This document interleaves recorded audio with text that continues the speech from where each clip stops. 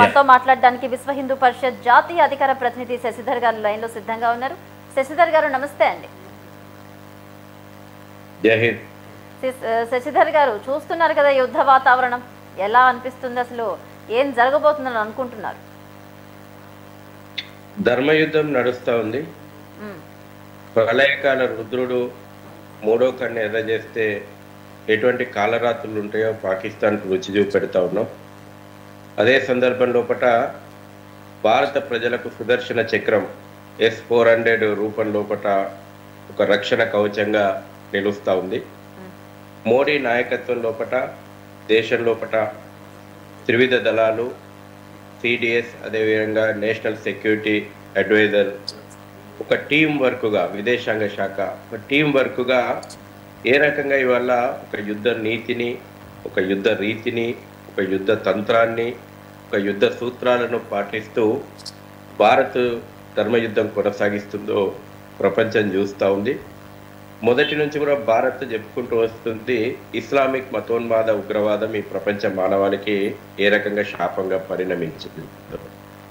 చాలా దేశాలు ఇస్లామిక్ మతోన్మాద ఉగ్రవాదం అని మాట్లాడడానికి కూడా వెనుకడిగేసేటువంటివి. భారతదేశం 713వ సంవత్సరం నుంచి మహమ్మద్ బిన్ కాసిం నుంచి ఈ యొక్క ఉగ్రవాదాన్ని చవి చూస్తూ ఉంది. 9/11 అటాక్స్ అమెరికా మీద జరిగిన తర్వాత అప్పుడు అమెరికా కళ్ళు తెరుచుకుంది ఇస్లామిక్ ఉగ్రవాదం ఏ రకమైన ప్రమాదం. అప్పటి నుంచి అమెరికా కూడా ఇస్లామిక్ ఉగ్రవాదం అనే పదాన్ని వాడుకుంటూ వస్తూ ఉంది. ఈరోజు మనం చూస్తే భారత్ యొక్క సైనిక శక్తి సామర్థ్యాలు ఎంత అద్భుతమో, ఎంత సామర్థ్యవంతమైనటువంటి విషయమో ప్రపంచం ఆశ్చర్యపోతా ఉంది. గత రాత్రి జరిగినటువంటి డ్రోన్ దాడి లోపల ఒక పక్కన మనం చూస్తూ ఉన్నాం, గత రాత్రి నుంచి పాకిస్తాన్ LOC ఎంబడి ఫైరింగ్ ఓపెన్ చేసింది. డ్రోన్ దాడులు చేస్తూ ఉంది. తక్కువ ఎత్తులో ఎగిరేసి రాడార్ను కూడా కన్ఫ్యూజ్ చేసేటువంటి సుసైడ్ డ్రోన్లతోటి అటాక్ చేస్తూ ఉంది. మిసైల్స్ తోటి అటాక్ చేస్తూ ఉన్నాయి. ఇవన్నిటిని కూడా ఏకకాలం లోపల సమర్థవంతంగా ఎదుర్కొంటూ మన దిక్కున ఒక్క డ్రోన్ను కూడా మన భూభాగం లోపల పడకుండా రక్షణగా చర్యలు తీసుకుంటూ, అదే సందర్భంగా పాకిస్తాన్ సందర్భం లోపల పాకిస్తాన్ నగరాలను ఒక ఆట ఆడుకుంటున్నాయి మన త్రివిధ దళాలు. త్రివిధ దళాలు ఏ విధంగా సమన్వయంతో సమిష్టిగా టార్గెట్ను 100% ఛేదించడం లోపల ఎంత విజయం సాధించగలుగుతున్నాయో మనము ప్రపంచం ఇవాళ చూస్తూ ఉంది. భారత్ యొక్క సైనిక శక్తి సామర్థ్యాలకు ఇవాళ ప్రపంచం ముందర మనం చూపెడతా ఉన్నాం. అదే సందర్భం లోపల ఒక పక్కన రాడార్ను సమన్వయపరుచుకుంటూ, ఒక పక్కన శాటిలైట్లను సమన్వయపరుచుకుంటూ, ఒక పక్కన ఇమేజ్ మ్యాపింగ్ చేసుకుంటూ, పక్క క్యాలిక్యులేషన్ తోటి త్రివిధ దళాల యొక్క సమన్వయం లోపల ఖచ్చితమైనటువంటి టార్గెట్లు ఛేదించడం లోపల భారత్ యొక్క త్రివిధ దళాల నైపుణ్యం కూడా వాళ్ళ ప్రపంచానికి చూపెడతా ఉన్నాం. మనం ఆపరేషన్ సింధూర్ పేరుతోటి ప్రారంభమైనటువంటి ఈ యొక్క పోరాటం పూర్తి స్థాయి యుద్ధానికి దారి తీస్తూ ఉంది. మనం ఆపరేషన్ సింధూర్ సందర్భం లోపల మనం చూసాం, పహల్గామ్ లోపల తీవ్రవాదులు మతం ఆధారంగా చంపారు, మతాన్ని అడిగి చూసి చంపారు, కల్మా వస్తుందా రాదా అని అడిగి చంపారు, ములతాడు ఉందా లేదా అని చూసి చంపారు, ఆధార్ కార్డు లోపల పేరు కన్ఫర్మ్ చేసుకొని చంపారు. ఇక అప్పటికి కూడా వాళ్ళు కన్ఫర్మ్ చేసుకోకపోతే పాయింట్లు ఇప్పి తుంతి అయిందా లేదా అని చూసి మతం ఆధారంగా మారణోమం సృష్టించి భారతీయ మహిళల యొక్క సింధూరాన్ని చెరిపేసారు. సింధు నది లోపల రక్తం ఏరులై ప్రవహించి ఉగ్రవాద పునాదుల మీద ఏర్పడినటువంటి పాకిస్తాన్ భారతీయ మహిళల యొక్క సింధూరాన్ని చెరిపేసింది. అదే సందర్భం లోపల గడిచిన 6 దశాబ్దాలుగా 7 దశాబ్దాలుగా మనం ఎప్పుడు కూడా ఒక స్లోగన్ ఇస్తూ ఉంటాం, అందాల కాశ్మీరం భారతమాత నుదిటి సింధూరం అని. అటువంటి అందాల కాశ్మీరాన్ని రక్తపాతం చేసుకుంటూ వచ్చింది. ఇక ఉపేక్షించాల్సిన అవసరం లేదు. ఇవాళ యుద్ధం అనివార్యమైతే చేయాల్సిందే. ఈ భారతదేశం ఎప్పుడు కూడా యుద్ధాన్ని తనకు తానే కోరుకోవట్లేదు, కానీ అనివార్యమైతే యుద్ధం చేయాల్సిందే. ఈ దేశం యొక్క శాంతి కోసం కానీ, ఈ దేశం యొక్క అభివృద్ధి కోసం కానీ యుద్ధం చేయాల్సిందే. అందుకే మనం ఆపరేషన్ జమ్మూ కాశ్మీర్ అభివృద్ధిని తట్టుకోలేకే పాకిస్తాన్ ఈ కుళ్ళతత్వానికి ఏర్పడింది. ఆపరేషన్ సింధూర్ పూర్తి అయిన తర్వాత, మొదటి దశ అటాక్స్ పూర్తి చేసిన తర్వాత భారతీయ సైన్యం కల్నల్ సోఫియా ఖురేషి తోటి ఇచ్చినటువంటి ప్రెస్ బ్రీఫ్ కానీ వ్యోమికా సింగ్ ఇచ్చినటువంటి ప్రెస్ బ్రీఫ్లో భారతదేశం చాలా స్పష్టంగా చెప్పింది, మేము పాకిస్తాన్ ఆర్మీని కానీ పాకిస్తాన్ పౌరులను కానీ లక్ష్యంగా చేసుకొని దాడులు చేయలేదు. మా యొక్క లక్ష్యం టెర్రరిజం యొక్క క్యాంపులు, జైషే మహమ్మద్, లష్కర్ ఏ తోయిబా, హిజ్బుల్ ముజాహిదీన్ లాంటి తీవ్రవాద స్థావరాలను లక్ష్యంగా చేసుకొని మేము దాడులు చేస్తామని చెప్పి ప్రపంచం మొత్తానికి కూడా ప్రూఫ్తో సహా ప్రపంచం ముందర పెట్టింది.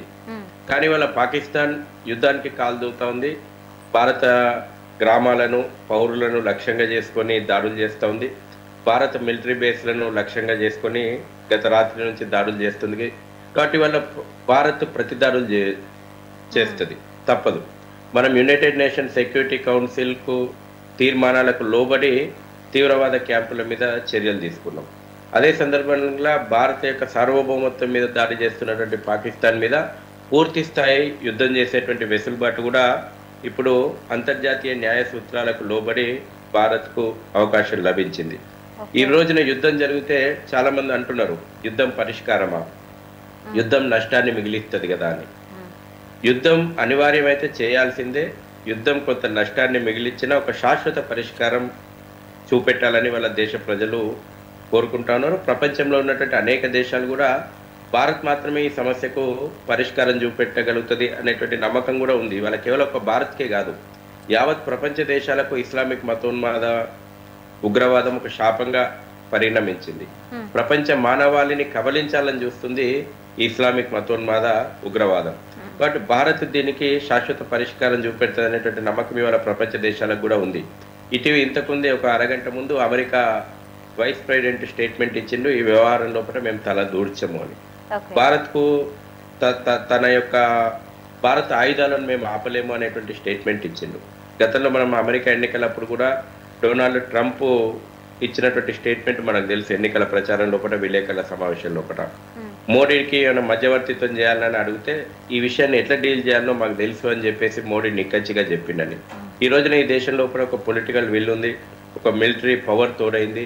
కాబట్టి ఖచ్చితంగా దీనికి ఒక శాశ్వతమైనటువంటి పరిష్కారం ఇప్పుడు ఈ ఆపరేషన్ సింధూర్ ద్వారా వస్తుందనేటువంటి నమ్మకం, విశ్వాసం దేశ ప్రజల లోపల ప్రపంచవ్యాప్తంగా అందరికీ కూడా ఉంది. ఖచ్చితంగా పిఓకేని మనం క్లెయిమ్ చేసుకోబోతా ఉన్నాం ఒకవేళ పూర్తి స్థాయి యుద్ధం చేయాల్సి వస్తే. నిన్నటి వరకు పూర్తి స్థాయి యుద్ధానికి మనం కాలు దువ్వలేదు, ఇవాళ కాలు దువ్వింది పాకిస్తాన్. పూర్తి స్థాయి యుద్ధం వస్తే మన లక్ష్యం చాలా స్పష్టంగా ఉంది, పిఓకేని మనం క్లెయిమ్ చేయబోతా ఉన్నాం. అదేవిధంగా 1971 తర్వాత మొదటిసారి కరాచీ పోర్టు మీద మన యొక్క నావికా దళం దాడి చేసింది. 1900 అప్పుడు ఏదో రకంగా పాకిస్తాన్ ముక్కలైందో ఈ రోజు కూడా పాకిస్తాన్ అవసరం అనుకుంటే ముక్కలు కాబోతా ఉంది. ఇది అక్కడ ఉన్నటువంటి బలూచ్ లిబరేషన్ ఆర్మీ ఈపాటికే స్వాతంత్రాన్ని ప్రకటించుకుంది. ఈరోజు పాకిస్తాన్ లోపల ఒక పొలిటికల్ విల్ లేదు, ఒక మిలిటరీ సామర్థ్యం లేదు. యుద్ధాన్ని పాకిస్తాను చేయను లేదు, యుద్ధాన్ని పాకిస్తాన్ ఆపను లేదు. ఆ పరిస్థితి లోపలికి పాకిస్తాన్ని నెట్టివేయబడింది. పాలస్తీనా ఐఎస్ఐ కుట్రలేందో ఇవాళ బట్టబయలైంది. అంటే డ్రోన్ దాడి, గత రాత్రి జరిగినటువంటి డ్రోన్ దాడి హమాస్ తరహా లోపల డ్రోన్ దాడి చేయాలని 3 నెలల క్రితం ప్రణాళిక రచించారు అనేటువంటి విషయము భారత్ ఆధారాలతో సహా ఇవాళ ప్రపంచ దేశాల ముందర పెట్టింది. ఇవాళ పహల్గామ్ లో జరిగినటువంటి దాడికి సంబంధించినటువంటి ఆధారాలను ప్రపంచ దేశం ముందర పెట్టింది. ఏ విధంగా పాకిస్తాన్ పౌరులను కానీ పాకిస్తాన్ మిలిటరీని కానీ లక్ష్యంగా చేసుకొని దాడులు చేయకుండా కేవలం తీవ్రవాద స్థావరాలను మాత్రమే లక్ష్యంగా చేసుకుని భారత్ దాడి చేసినటువంటి విషయాలను కూడా ప్రూఫ్తో సహా ప్రపంచ దేశాల ముందర పెట్టింది. కాబట్టి అలా తప్పని పరిస్థితి లోపల ప్రపంచ దేశాలన్నీ కూడా భారత్ సమర్థించాల్సినటువంటి పరిస్థితి ఉంది. ఇది భారత విదేశాంగ విధానం సాధించినటువంటి ఒక గొప్పనైనటువంటి విజయము. ఈ రోజున ఇప్పుడు గతంలో ఇంతకుముందు మురళీ మనోహర్ గారు చెప్పినట్టు గతంలో ఎప్పుడు ఈ పరిస్థితులు లేవు. ఇవాళ మీరు ప్రపంచంలో ఉన్నటువంటి ప్రముఖమైనటువంటి మీడియా సంస్థలు, ప్రముఖమైనటువంటి పత్రికలు, ప్రపంచవ్యాప్తంగా ఉన్నటువంటి అన్నిటినీ కూడా తిరిగేయండి. ఈ రోజున ప్రతి ఛానల్, ప్రతి పత్రిక ఇవాళ భారత్ విధానాన్ని సమర్థిస్తూ ఉంది. ఆ రకమైనటువంటి అన్ని విదేశీ దౌత్యనీతిలో కూడా భారత్ విజయం సాధించింది. పాకిస్తాన్ ఇప్పుడు ఏకాకి అయింది. కేవలం పాకిస్తాన్కు సపోర్ట్ చేసేటువంటి కొన్ని దేశాలు వాళ్ళ సొంత ప్రయోజనాల కోసం ఇప్పుడు చైనా ఇప్పుడు తటస్థంగానే ఉంది. పూర్తి స్థాయి యుద్ధం వస్తే చైనా పాకిస్తాన్ పక్షాన నిలవచ్చు. ఎందుకంటే China Pakistan economic corridor, China సొంత ప్రయోజనాలు చూసుకుంటుంది అందులో. కాబట్టి ఆ పరిస్థితులను కూడా భారత్ ముందే ఉంచింది. టర్కీ ఇవాళ ఈపాటికే యుద్ధ నౌకలను పాకిస్తాన్కి పంపింది. ఈ మతం ఎంత ఉన్మాదమో ఇవాళ కొన్ని దేశాలను చూస్తే మనకు అర్థమవుతుంది. ఇటీవల భూకంపం వస్తే మనము మానవతా సహాయం కింద టర్కీకి మందులు ఆహారం పంపినాం. కానీ వాళ్ళకి ఇవాళ ఆ మానవత్వం గుర్తుకు రాలేదు. ఇస్లామిక్ మతోన్మాదమే వాళ్ళకి ప్రధానమైంది. ఇవాళ టర్కీ దానికి ఒక ఉదాహరణ. బంగ్లాదేశ్ ఏర్పాటు లోపల భారతీయ సైనికులు రక్తం చిందించారు. కానీ వాళ్ళ బంగ్లాదేశ్ ఆ కృతజ్ఞతను కూడా మరిచి పాకిస్తాన్ బాట పట్టింది. ఇవాళ భారత్ పైన కయానికి దూతుంది. వాళ్ళకి మతం ఉన్మాదమే మొదటి ప్రాధాన్యత అయింది. కాబట్టి ఇటువంటి పరిస్థితులను కూడా కెనడా రోల్ ఏముండబోతుంది, బంగ్లాదేశ్ రోల్ ఏముండబోతుంది, టర్కీ రోల్ ఏముండబోతుంది, ఇవన్నిటి విషయాలను కూడా భారత్ ముందే ఊహించింది. పూర్తి స్థాయి యుద్ధానికి భారత్ సన్నద్ధమైంది.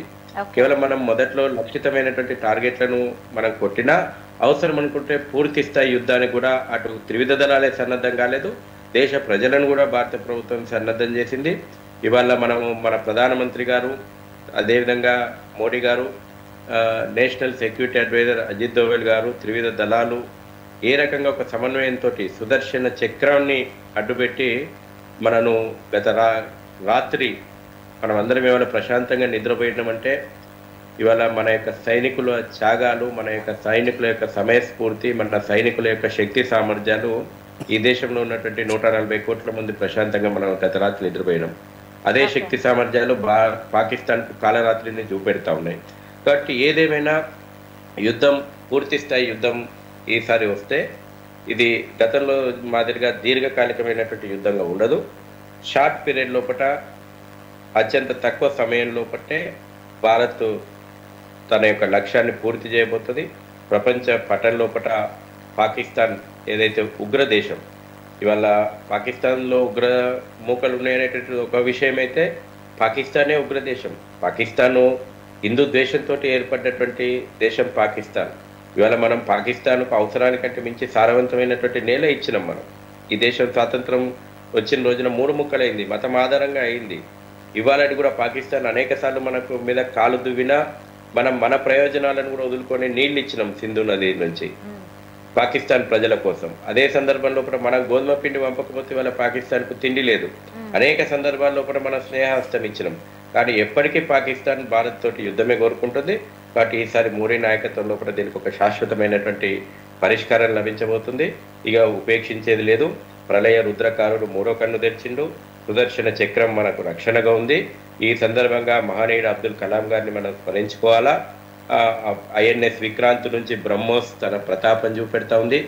ఆకాష్, అగ్ని, పృథ్వీ, నాగ్, త్రిశూల్ మహాభారతం లోపల ఎన్నైతే మనకు ఆయుధ సంపత్తిని, వాటి యొక్క సామర్థ్యాన్ని మనం పొగిడినామో ఈరోజు కూడా మన ఆయుధ సామాగ్రి బ్రహ్మోస్, ఆకాష్, అగ్ని, పృథ్వీ, నాగ్, త్రిశూల్ రూపం లోపల తయారీగా ఉన్నాయి.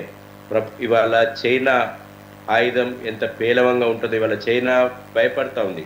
దీర్ఘకాలిక యుద్ధం అయితే చైనా, ఎందుకంటే పాకిస్తాన్ ఉపయోగిస్తుందని కూడా చైనా మేడు మిజైల్స్ ఎక్కువ ఉంటాయి. తమ యొక్క ఆయుధాలు ఎంత పేలవంగా ఉంటాయో ఇవాళ ప్రపంచానికి తెలిసి వస్తుంది. మా యొక్క మార్కెట్ పోతుంది అనే భయం కూడా చైనాకు ఆల్రెడీ పట్టింది. ఆ భయం. అదే సందర్భంలో మన ఆయుధ సంపత్తి ఏ రకమైనటువంటి 100కు 100% టార్గెట్ను ఎట్లా రీచ్ అవుతున్నామో మనం ఈ సందర్భంగా ప్రపంచం చూస్తూ ఉంది. మన యొక్క శక్తి సామర్థ్యాలను గుర్తిస్తూ ఉంది. ఇదే సందర్భంలో రీసెర్చ్ అండ్ అనాలిసిస్ వింగ్ యొక్క సేవలను కూడా మనం స్మరించుకోవాల్సిన అవసరం ఉంది. మనం రాత్రికి రాత్రి అత్యంత తక్కువ సమయం లోపల మనం లక్ష్యాలను ఛేదించడం లోపల అక్కడ కూడా ప్రాణాలకు తెగించి పనిచేస్తున్నటువంటి సేవలను కూడా దేశ ప్రజలు స్మరించుకోవాల్సిన అవసరం ఉంది. ఈ సందర్భంగా ఒక్క విషయాన్ని నేను గుర్తు చేయదలుచుకున్నా. రాష్ట్ర ప్రభుత్వాలు ఓటు బ్యాంకు రాజకీయాలను పక్కన పెట్టి దేశ అంతర్గత భద్రత విషయం లోపల చేయాల్సినటువంటి పనులు చేయండి.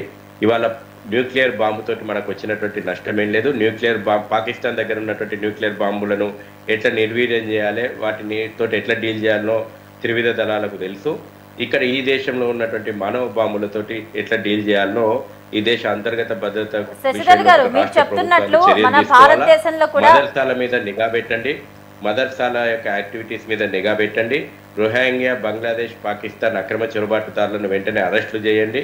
మీ ఓటు బ్యాంకు రాజకీయాలు పక్కన పెట్టి ఇవాళ రాష్ట్ర ప్రభుత్వం, ముఖ్యంగా తెలంగాణ ప్రభుత్వాన్ని నేను విజ్ఞప్తి చేస్తున్నా. డిఆర్డిఓ, డిఆర్డిఎల్ పక్కనే దేశ రక్షణ ఆయుధ సంపత్తిని ఉత్పత్తి చేసేటువంటి డిఆర్డిఎల్ పక్కనే ఇవాళ రోహింగ్యా బంగ్లాదేశ్ పాకిస్తాన్ కాలనీలు వెలిసినాయి.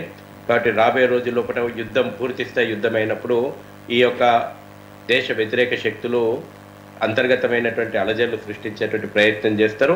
కాబట్టి వెంటనే బంగ్లాదేశ్, రోహింగ్యా, పాకిస్తాన్ ముస్లింలను అరెస్ట్ చేసి తగు చర్యలు తీసుకోవాలని చెప్పేసి రాష్ట్ర ప్రభుత్వాలను విజ్ఞప్తి చేస్తా ఉన్నాం. అయితే శశిధర్ గారు మీరు లైన్లో ఉండండి.